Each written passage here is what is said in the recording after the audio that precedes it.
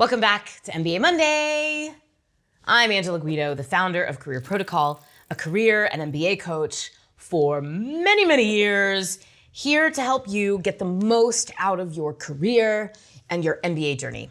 Last week, I talked about the rankings, what they mean, do they matter, and how we use them to help our clients select the schools that they're going to apply to. Today, I'm going to give you a step-by-step process to choose your portfolio of target schools so that you can do what we do for our clients. Give yourself a chance to aim high while still keeping your feet on the ground.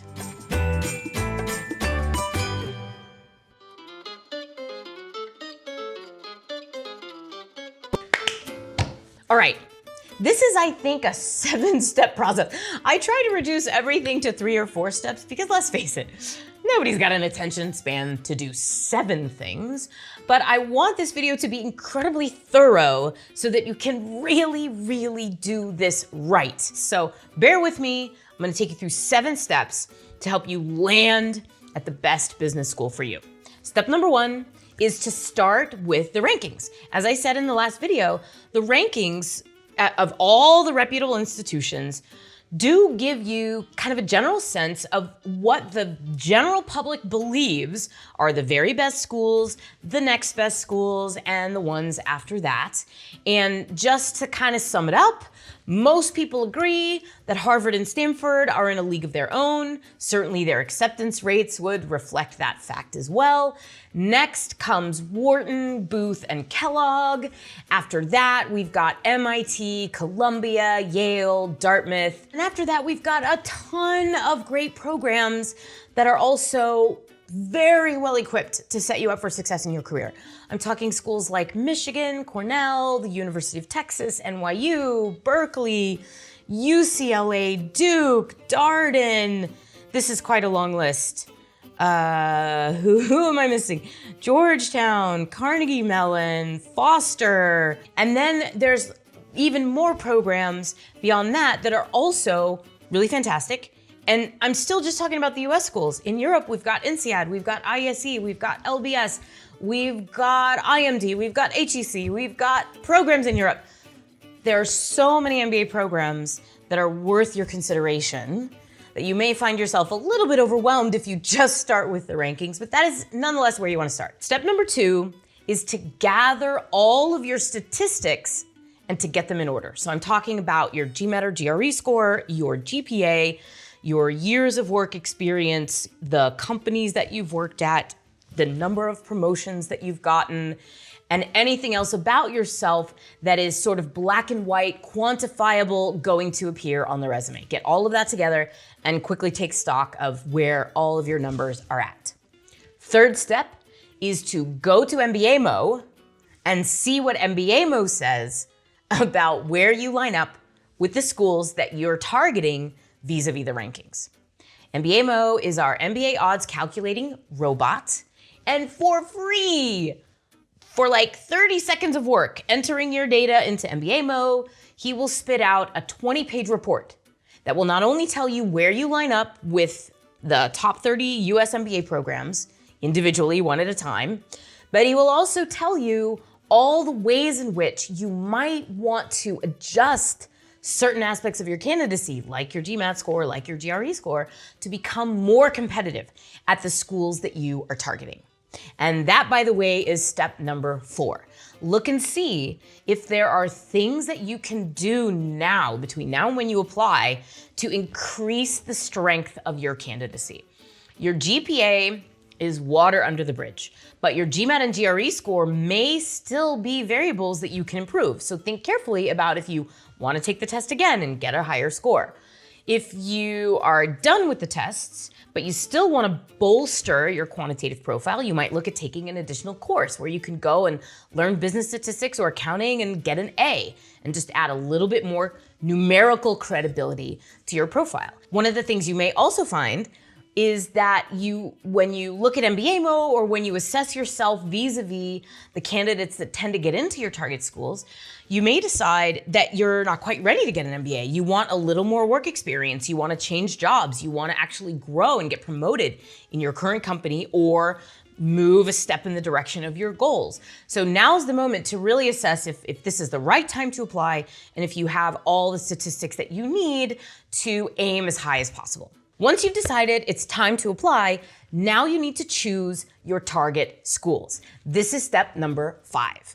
So we recommend that you apply to between 5 and 8 schools. This is the sweet spot for most people. And you want to choose some schools that for you are a reach, meaning that if you look at your statistics and the statistics of the people who tend to end up at those schools, you might be a little bit on the weaker side. So these are schools where you still may well have a fighting chance of getting in. And even if you don't have a fighting chance, if you didn't try for it, if you're honest with yourself, you'd regret it. There are certain programs where if you just don't try, you're always gonna wonder. So you'll have some of those in the mix. We call those reach schools. Then you'll have some schools where your statistics, where MBA Mode says you're a match. Your statistics are strong in the same way that historical admits statistics are strong. Those are match schools. And then safer schools are the ones where your average GMAT, your average GPA, the brands on your resume are slightly stronger than the average candidates who've attended those programs. And the reason you need 1 or 2 safety schools in the mix is because, as I say in just about every video on this channel, most people will benefit from almost any top MBA program. You don't have to go to the top to achieve what you want to achieve in your career. You can go to a school in the top 20 or the top 30 or even the top 100 and still achieve your dreams. And that's really the most important thing. The brand of the MBA is really secondary to the quality of your experience and what you gain from the MBA.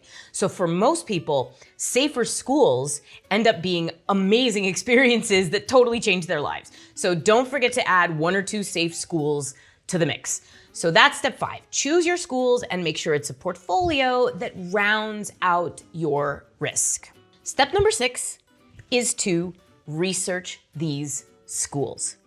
A lot of people put research much earlier in the process. You look at the rankings, you look at Harvard, and you go off and you do a bunch of research and you start falling in love with Harvard. And then before long, you realize you're not gonna be a fit for Harvard. There's no chance that you're gonna get in with your statistics. Now, I would never say that there's no chance that anyone is gonna get in, because among our clients, we've had clients who've gotten into Harvard with statistics that were not a match, with lower GPAs, lower GMATs, more work experience, less work experience. It's very hard to know what the actual outcome is gonna be until you try, which is why you need to try for reach schools, even if the odds are stacked against you, if you have your heart set on a certain program.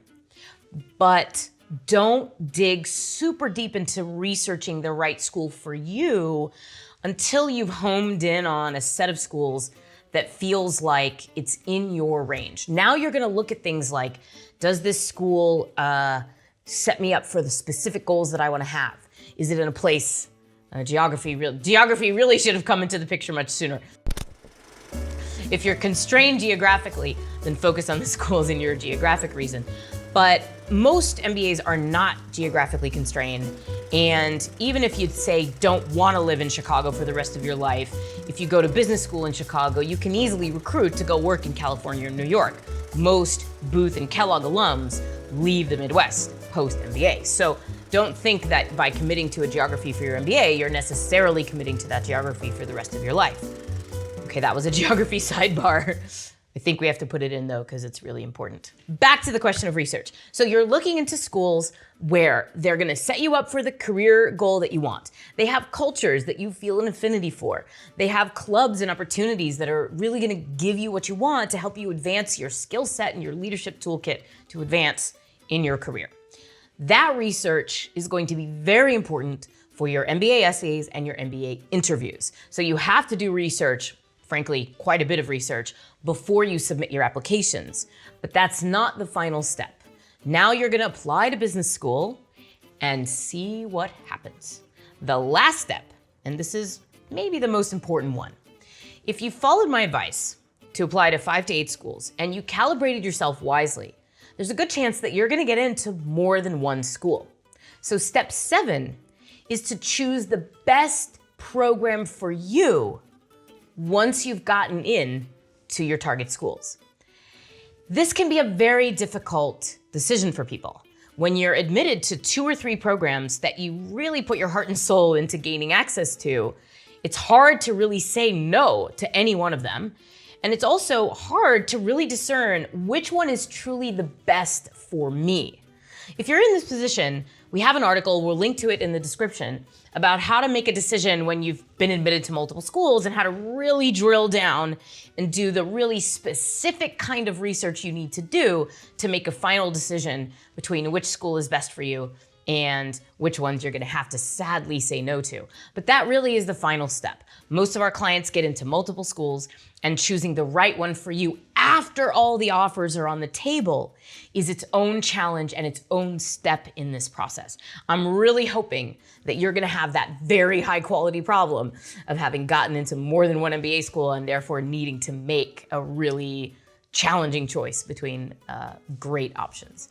So that's the 7-step process to choose, apply to, and then finally decide on the very best MBA program for you, keeping in mind that the best MBA program for you is not necessarily the program that's best for everyone. So you start with the rankings, you whittle down the list, you do your research, and then the final choice of where to go is ultimately a very personal one.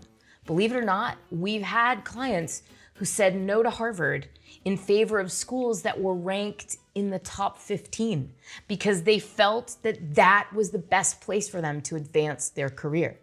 So start with the rankings, find your perfect match MBA program, and go forth and conquer. I will see you next week on MBA Monday, while still keeping your feet on the ground. Welcome back to MBA Monday.